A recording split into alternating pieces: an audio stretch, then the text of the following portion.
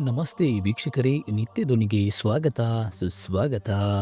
ವೀಕ್ಷಕರೇ, ಸನಾತನ ಹಿಂದೂ ಧರ್ಮದ ಮಂತ್ರಗಳಿಗೆ ಹಾಗೂ ಶ್ಲೋಕಗಳಿಗೆ ವಿಶೇಷವಾದಂತಹ ಶಕ್ತಿ ಹಾಗೂ ಚೈತನ್ಯ ಇರುವಂಥದ್ದು.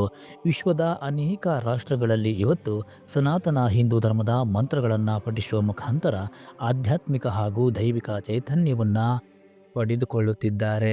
ನಮ್ಮ ವೇದಗಳಲ್ಲಿ ಹಾಗೂ ಉಪನಿಷತ್ಗಳಲ್ಲಿ ಹಲವಾರು ಮಂತ್ರಗಳನ್ನು ಉಲ್ಲೇಖಿಸಲಾಗಿದೆ.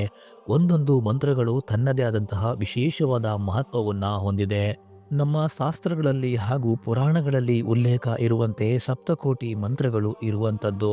ಸಪ್ತಕೋಟಿ ಅಂತ ಹೇಳಿದರೆ 7 ಕೋಟಿ ಮಂತ್ರಗಳು ನಮ್ಮಲ್ಲಿ ಇರುವಂಥದ್ದು. ಎಲ್ಲ ಮಂತ್ರಗಳನ್ನು ನಮ್ಮ ಧಾರ್ಮಿಕ ಆಚರಣೆಗಳಲ್ಲಿ, ಪೂಜಾ ಪುನಸ್ಕಾರಗಳಲ್ಲಿ ಬಳಸಲಾಗುತ್ತದೆ. ಹಾಗೆ ಒಂದೊಂದು ಮಂತ್ರಕ್ಕೂ ತನ್ನದೇ ಆದಂತಹ ವಿಶೇಷವಾದಂತಹ ಶಕ್ತಿ ಹಾಗೂ ಮಹತ್ವಗಳು ಇರುವಂಥದ್ದು. ಹಾಗೆ ನಿತ್ಯವೂ ನಮ್ಮ ಇಷ್ಟದೇವರ ಮಂತ್ರಗಳನ್ನು ಪಠಿಸುವುದರಿಂದ ಜೀವನದಲ್ಲಿ ಬಂದಂತಹ ಅನೇಕ ಕಷ್ಟ ದುಃಖಗಳು ಕೂಡ ದೂರವಾಗಿ ಸುಖ ಶಾಂತಿಯ ನೆಮ್ಮದಿಯ ಜೀವನ ಸಿಗುತ್ತದೆ ಎನ್ನುವ ನಂಬಿಕೆಯೂ ಇರುವಂಥದ್ದು. ಹಾಗೆ ಆರೋಗ್ಯಕ್ಕೆ ಸಂಬಂಧಪಟ್ಟಂತಹ ಅನೇಕ ಮಂತ್ರಗಳು ಕೂಡ ಇರುವಂಥದ್ದು. ಹಾಗೆ ಜೀವನವನ್ನು ರಕ್ಷಣೆ ಮಾಡುವಂತಹ ಮಂತ್ರಗಳು ಕೂಡ ಇರುವಂಥದ್ದು. ಅದರಲ್ಲಿ ಶಿವನಿಗೆ ಸಂಬಂಧಪಟ್ಟಂತಹ ಒಂದು ಮಂತ್ರ ಬಹಳ ವಿಶೇಷವಾದಂತಹ ಮಂತ್ರಗಳಲ್ಲಿ ಒಂದೆಂದು ಅನಿಸಿಕೊಂಡಿದೆ. ಶಿವನ ಪೂಜೆಯನ್ನ ಮಾಡುವ ಭಕ್ತನು, ಶಿವ ಮಂತ್ರವನ್ನ ಪಠಿಸುವ ಭಕ್ತನು ತನ್ನೆಲ್ಲ ದುಃಖಗಳಿಂದ, ಕಷ್ಟಗಳಿಂದ ಪರಿಹಾರವನ್ನ ಪಡೆದುಕೊಳ್ಳುತ್ತಾನೆ ಎನ್ನುವ ನಂಬಿಕೆ ಇರುವಂಥದ್ದು. ಈ ಕಾರಣಕ್ಕಾಗಿ ಹೆಚ್ಚಿನ ಜನರು ಶಿವನನ್ನ ಆರಾಧಿಸುತ್ತಾರೆ, ಪೂಜಿಸುತ್ತಾರೆ. ಅದರಲ್ಲಿ ಶಿವನನ್ನ ಪೂಜಿಸುವುದರಿಂದ ಆರೋಗ್ಯದ ವರವನ್ನ ಪಡೆದುಕೊಳ್ಳುತ್ತಾರೆ. ಹಾಗೆ ಆರೋಗ್ಯ ಸಮಸ್ಯೆಯನ್ನ ಪರಿಹರಿಸುವಂತಹ ಒಂದು ಮಂತ್ರ, ಅದು ಶಿವನಿಗೆ ಸಮರ್ಪಿತವಾದಂತಹ ಮಂತ್ರ. ಆ ಮಂತ್ರವೇ ಮಹಾಮೃತ್ಯುಂಜಯ ಮಂತ್ರ. ಮಹಾಮೃತ್ಯುಂಜಯ ಮಂತ್ರವು ಪಠಣೆ ಮಾಡುವುದರಿಂದ ಅಕಾಲಿಕ ಮರಣದಿಂದ ಮುಕ್ತಿ ಹೊಂದುತ್ತಾರೆ ಹಾಗೂ ಉತ್ತಮ ಆರೋಗ್ಯದ ವರವನ್ನ ಪಡೆದುಕೊಳ್ಳುತ್ತಾರೆ ಎನ್ನುವಂತಹ ನಂಬಿಕೆ ಇರುವಂಥದ್ದು. ವೀಕ್ಷಕರೇ, ಸಾವನ್ನೇ ಸೋಲಿಸುವಂತಹ ಮಹಾಮೃತ್ಯುಂಜಯ ಮಂತ್ರದ ಮಹತ್ವವನ್ನ ಇವತ್ತಿನ ಈ ವಿಡಿಯೋದಲ್ಲಿ ನೋಡೋಣ. ಈ ವಿಡಿಯೋವನ್ನ ಪೂರ್ತಿಯಾಗಿ ನೋಡಿ, ಹಾಗೆ ನಮ್ಮ ಚಾನಲ್ ಸಬ್ಸ್ಕ್ರೈಬ್ ಮಾಡಿಕೊಳ್ಳಿ, ಲೈಕ್ ಮಾಡಿ, ಕಮೆಂಟ್ ಮಾಡಿ ಹಾಗೂ ಶೇರ್ ಮಾಡಿ. ವೀಕ್ಷಕರೇ, ಮಹಾಮೃತ್ಯುಂಜಯ ಮಂತ್ರವು ಹಿಂದೂ ಧರ್ಮದಲ್ಲಿ ಅತ್ಯಂತ ಶಕ್ತಿಶಾಲಿ ಮತ್ತು ಪವಿತ್ರವಾದ ಮಂತ್ರಗಳಲ್ಲಿ ಒಂದಾಗಿದೆ. ಋಗ್ವೇದದಲ್ಲಿ ಉಲ್ಲೇಖವಾಗಿರುವ ಈ ಮಂತ್ರವು ಭಗವಾನ್ ಶಿವನಿಗೆ ಸಮರ್ಪಿತವಾಗಿದೆ. ಇನ್ನು ಮಹಾಮೃತ್ಯುಂಜಯ ಎಂದರೆ ಮಹಾನ್ ವಿಜಯ, ಅಂದರೆ ಮೃತ್ಯುವನ್ನ ಜಯಿಸಿದವನು ಎಂದರ್ಥ. ಇಲ್ಲಿ ಮೃತ್ಯುವೆಂದರೆ ಕೇವಲ ಸಾವಲ್ಲ, ಇದರ ಜೊತೆಗೆ ಸಾವಿನ ಭಯವನ್ನ ಹುಟ್ಟಿಸುವಂತಹ ಅನೇಕ ಕಾಯಿಲೆಗಳು ಹಾಗೂ ಅಜ್ಞಾನದಂತಹ ಎಲ್ಲ ನಕಾರಾತ್ಮಕ ಶಕ್ತಿಗಳಿಂದಲೂ ಕೂಡ ರಕ್ಷಣೆಯನ್ನ ನೀಡುತ್ತದೆ. ವೀಕ್ಷಕರೇ, ಸಾವನ್ನೇ ಗೆಲ್ಲುವಂತಹ ಈ ಮಹಾಮೃತ್ಯುಂಜಯ ಮಂತ್ರದ ಬಗ್ಗೆ ವೈಯಕ್ತಿಕವಾಗಿ ನಾನು ಹೇಳೋದಾದರೆ, ಮಹಾಮೃತ್ಯುಂಜಯ ಮಂತ್ರಕ್ಕೆ ಬಹಳ ವಿಶೇಷವಾದಂತಹ ಶಕ್ತಿ ಇದೆ.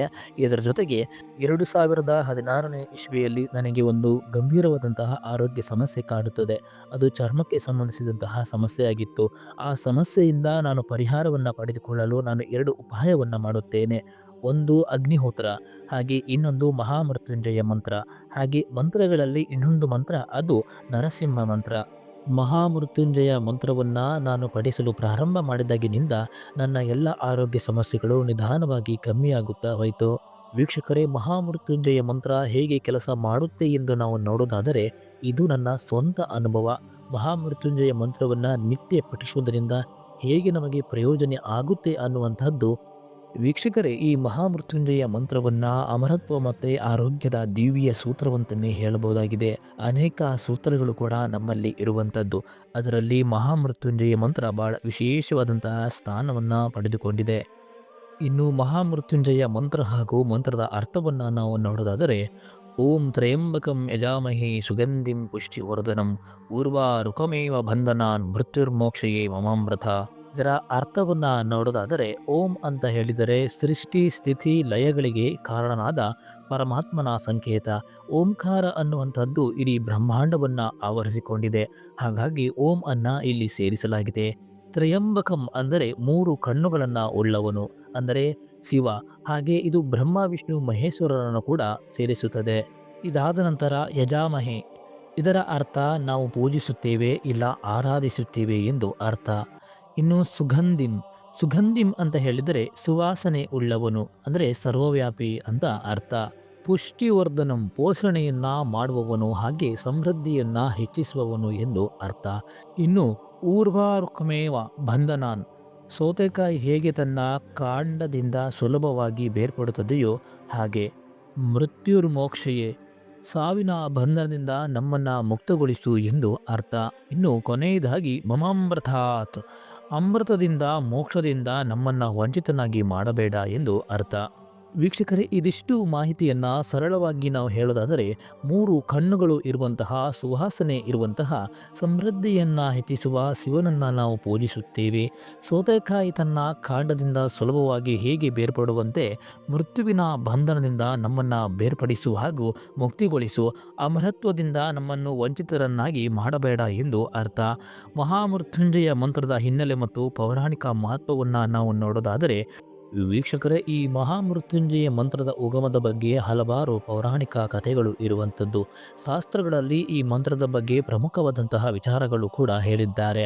ಈ ಮಂತ್ರದ ಉಗಮದ ಬಗ್ಗೆ ಇರುವಂತಹ ಮೊದಲ ಕಥೆಯನ್ನ ನಾವು ನೋಡೋದಾದರೆ, ಅದು ಮಾರ್ಕಂಡೇಯ ಋಷಿಯ ಕಥೆ. ವೀಕ್ಷಕರೇ, ಮಾರ್ಕಂಡೇಯ ಋಷಿಯ ಬಗ್ಗೆ ನಮಗೆಲ್ಲರಿಗೂ ಗೊತ್ತಿದೆ. ಮಾರ್ಕಂಡೇಯ ಋಷಿ ಸಾವನ್ನೇ ಗೆದ್ದಿರುವಂಥವರು ಎಂದು. ಹಾಗಾದರೆ ಅವರು ಸಾವನ್ನ ಹೇಗೆ ಗೆದ್ದರು ಎಂದು ನೋಡೋದಾದರೆ, ಅದಕ್ಕೆ ಕಾರಣ ಮಹಾಮೃತ್ಯುಂಜಯ ಮಂತ್ರ. ಮೃಖಂಡು ಋಷಿ ಮತ್ತು ಅವರ ಪತ್ನಿ ಮರುಂಧತಿಗೆ ಮಗುವಿರಲಿಲ್ಲ. ಶಿವನನ್ನ ಕುರಿತು ತಪಸ್ಸು ಮಾಡಿದಾಗ ಶಿವನು ಅವರಿಗೆ ಎರಡು ಆಯ್ಕೆಗಳನ್ನ ನೀಡುತ್ತಾನೆ. ಅಲ್ಪ ಆಯುಷಿ ಅಂದರೆ 16 ವರ್ಷ ಬದುಕಿರುವಂತಹ ಅತ್ಯಂತ ಜ್ಞಾನಿ ಮತ್ತು ಸದ್ಗುಣಿಯಾದಂತಹ ಮಗ ಬೇಕಾ, ಅಥವಾ ದೀರ್ಘ ಆಯುಷಿಯಾದ ಸಾಮಾನ್ಯ ಮಗ ಬೇಕಾ ಎಂದು ಅವರನ್ನ ಕೇಳುತ್ತಾರೆ. ಆಗ ಅವರು ಮೊದಲ ಆಯ್ಕೆಯನ್ನ ಆರಿಸಿಕೊಳ್ಳುತ್ತಾರೆ. ಜ್ಞಾನಿ ಆದಂತಹ ಮಗ ನಮಗೆ ಬೇಕೆಂದು ಅವರು ಹೇಳುತ್ತಾರೆ. ಹಾಗೆ ಶಿವನು ಅವರಿಗೆ ಮಗುವನ್ನ ಕರುಣಿಸುತ್ತಾನೆ.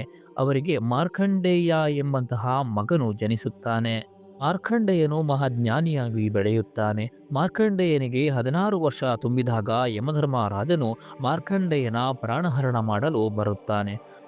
ಆಗ ಮಾರ್ಕಂಡೇಯನು ಶಿವಲಿಂಗವನ್ನ ಹಿಡಿದು ಮಹಾಮೃತ್ಯುಂಜಯ ಮಂತ್ರವನ್ನ ಜಪಿಸಲು ಪ್ರಾರಂಭಿಸುತ್ತಾನೆ. ಮಂತ್ರದ ಪ್ರಭಾವದಿಂದ ಮತ್ತು ಮತ್ತು ಮಾರ್ಕಂಡೇಯನ ಭಕ್ತಿಯಿಂದ ಶಿವನು ಅಲ್ಲಿ ಪ್ರತ್ಯಕ್ಷನಾಗುತ್ತಾನೆ. ಶಿವನು ಪ್ರತ್ಯಕ್ಷನಾಗಿ ಯಮನ ಹೊಟ್ಟೆಗೆ ತ್ರಿಶೂಲದಿಂದ ತೆಗೆಯುತ್ತಾನೆ. ಆಗ ಯಮನು ಹಿಂದಕ್ಕೆ ಹೋಗುತ್ತಾನೆ. ಮಾರ್ಕಂಡೇಯನಿಗೆ ಅಮರತ್ವವನ್ನ ಶಿವನು ಕಲ್ಪಿಸುತ್ತಾನೆ. ಹಾಗಾಗಿ ಈ ಘಟನೆಯು ಮಹಾಮೃತ್ಯುಂಜಯ ಮಂತ್ರದ ಶಕ್ತಿಯನ್ನ ಎತ್ತಿ ತೋರಿಸುತ್ತದೆ. ಇನ್ನು ಇನ್ನೊಂದು ಕಥೆಯನ್ನ ನಾವು ನೋಡೋದಾದರೆ, ಶುಕ್ರಾಚಾರ್ಯರ ಸಂಜೀವಿನಿ ವಿದ್ಯೆಯ ಕಥೆ. ಅಸುರರು ಹಾಗೂ ದೇವತೆಗಳ ನಡುವೆ ನಿರಂತರವಾದಂತಹ ಯುದ್ಧಗಳು ನಡೆಯುತ್ತಾ ಇರುತ್ತದೆ. ಅಸುರರ ಗುರುವಾದ ಶುಕ್ರಾಚಾರ್ಯರು ಶಿವನಿಂದ ಮಹಾಮೃತ್ಯುಂಜಯ ಮಂತ್ರವನ್ನ ಪಡೆಯುತ್ತಾರೆ. ಈ ಮಂತ್ರವನ್ನ ಪಡೆದು ಸಂಜೀವಿನಿ ವಿದ್ಯೆಯಾಗಿ ಬಳಸುತ್ತಾರೆ. ಈ ವಿದ್ಯೆಯ ಮೂಲಕ ಅವರು ಯುದ್ಧದಲ್ಲಿ ಸತ್ತಂತಹ ಎಲ್ಲ ಅಸುರರನ್ನ ಮತ್ತೆ ಜೀವಂತಗೊಳಿಸುತ್ತಿದ್ದರು.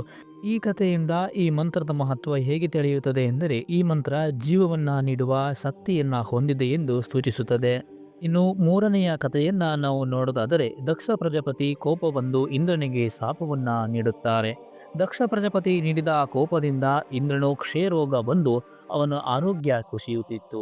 ಆಗ ಸಪ್ತ ಋಷಿಗಳು ಚಂದ್ರನಿಗೆ ಮಹಾಮೃತ್ಯುಂಜಯ ಮಂತ್ರವನ್ನು ಜಪಿಸಲು ಸಲಹೆಯನ್ನ ನೀಡುತ್ತಾರೆ. ಚಂದ್ರನು ಮಹಾಮೃತ್ಯುಂಜಯ ಮಂತ್ರವನ್ನು ಜಪಿಸಿ ತನ್ನ ಆರೋಗ್ಯವನ್ನ ಮರಳಿ ಪಡೆಯುತ್ತಾನೆ. ಇದು ಈ ಮಂತ್ರದ ರೋಗ ನಿರೋಧಕ ಶಕ್ತಿಯ ಬಗ್ಗೆ ತೋರಿಸುತ್ತದೆ. ಇನ್ನು ಮಹಾಮೃತ್ಯುಂಜಯ ಮಂತ್ರದ ಧಾರ್ಮಿಕ ಮಹತ್ವಗಳನ್ನು ನಾವು ನೋಡೋದಾದರೆ, ಮಹಾಮೃತ್ಯುಂಜಯ ಮಂತ್ರವು ಕೇವಲ ಧಾರ್ಮಿಕ ಉಪಾಸನೆಗೆ ಮಾತ್ರವಲ್ಲದೆ ಜ್ಯೋತಿಷ್ಯ ಶಾಸ್ತ್ರ ಹಾಗೂ ಆಧ್ಯಾತ್ಮಿಕ ಅಭ್ಯಾಸಗಳಲ್ಲಿ ಮಹತ್ವದ ಪಾತ್ರವನ್ನು ವಹಿಸಿಕೊಂಡಿದೆ.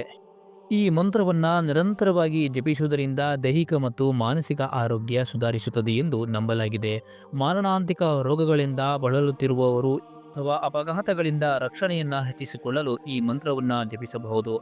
ಇನ್ನು ಸಾವು ಎಂದರೆ ಎಲ್ಲರಿಗೂ ಭಯ. ಈ ಮಂತ್ರದ ನಿರಂತರ ಜಪವು ಮೃತ್ಯು ಭಯವನ್ನು ಕಡಿಮೆ ಮಾಡುತ್ತದೆ ಮತ್ತು ಜೀವನದಲ್ಲಿ ಆತ್ಮವಿಶ್ವಾಸವನ್ನು ಹೆಚ್ಚಿಸುತ್ತದೆ ಎಂದು ನಂಬಲಾಗಿದೆ. ಕಷ್ಟಗಳು, ಅಡೆತಡೆಗಳು ಮತ್ತು ನಕಾರಾತ್ಮಕ ಶಕ್ತಿಗಳಿಂದ ಹೊರಬರಲು ಈ ಮಂತ್ರವನ್ನು ಜಪಿಸಬಹುದು ಎಂದು ಹೇಳುತ್ತಾರೆ. ವೀಕ್ಷಕರೇ, ಹಾಗೆ ಈ ಮಂತ್ರದ ಕಂಪನಗಳು ಮನುಷ್ಯಗೆ ಶಾಂತಿ ಮತ್ತು ನೆಮ್ಮದಿಯನ್ನು ನೀಡುತ್ತದೆ. ಹಾಗೆ ಒತ್ತಡವನ್ನು ಮತ್ತು ಆತಂಕವನ್ನ ಕಡಿಮೆ ಮಾಡುತ್ತದೆ ಎಂದು ಹೇಳುತ್ತಾರೆ. ಇನ್ನು ಅಂತಿಮವಾಗಿ ಈ ಮಂತ್ರವು ಜೀವೆಯನ್ನ ಜನನ ಮತ್ತು ಮರಣ ಚಕ್ರದಿಂದ ಮುಕ್ತಿಗೊಳಿಸಿ ಮೋಕ್ಷವನ್ನ ನೀಡುವ ಸಾಮರ್ಥ್ಯವನ್ನ ಹೊಂದಿದೆ ಎಂದು ಹೇಳುತ್ತಾರೆ. ವೀಕ್ಷಕರೇ, ಇಷ್ಟೊಂದು ಶಕ್ತಿಶಾಲಿಯಾದಂತಹ ಈ ಮಂತ್ರವನ್ನು ಜಪಿಸುವುದು ಹೇಗೆ ಎಂದು ನಾವು ನೋಡೋದಾದರೆ, ಮಂತ್ರವನ್ನು ಶುದ್ಧವಾದ ಮನಸ್ಸು ಮತ್ತು ದೇಹದಿಂದ ಜಪಿಸಬೇಕು. ಸ್ನಾನ ಮಾಡಿ ಶುಭ್ರವಾದ ಬಟ್ಟೆಗಳನ್ನು ಧರಿಸಿ ಶಿವನ ಚಿತ್ರ ಅಥವಾ ಶಿವಲಿಂಗದ ಮುಂದೆ ಕುಳಿತು ಜಪಿಸುವುದು ಉತ್ತಮ ಎಂದು ಹೇಳುತ್ತಾರೆ.